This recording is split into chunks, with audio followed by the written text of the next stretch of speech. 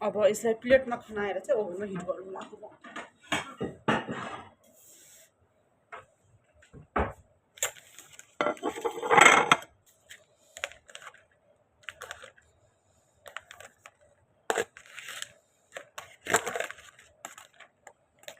परदेशको life धेरैजना युएमा बसिरहेको मान्छेहरूले रिलेट गर्न सक्नुहुन्छ होला।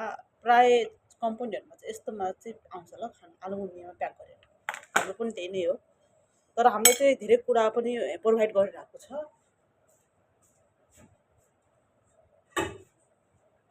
यहाँनिर चाहिँ अब मोस्ट अफ मान्छेहरू चाहिँ ननभेज खाइरहेको छ कि उनीहरू चाहिँ धेरै ननभेज खाने गर्नाले चाहिँ मलाई अलिकति गाह्रो चाहिँ हुन्छ मलाई डेफिनेटली कहिलेकाहीँ। किनभनेपछि यहाँनिर अब ननभेज खानेको सङ्ख्या धेरै छ, भेजिटेरियनको अलिक कम नै छ, तर पनि म आफूलाई कहिलेकाहीँ अब हुन्छ नि कहिले आफूलाई बनाएर आफूलाई के मनपर्छ त्यो बनाएर खाने प्रयास गरिरहेको छु। म चाहिँ रायोको साग र त्यो उनै खानु लाग्यो फेरि पनि, रायोको साग र चनाको तर्कारी खानु लाग्यो।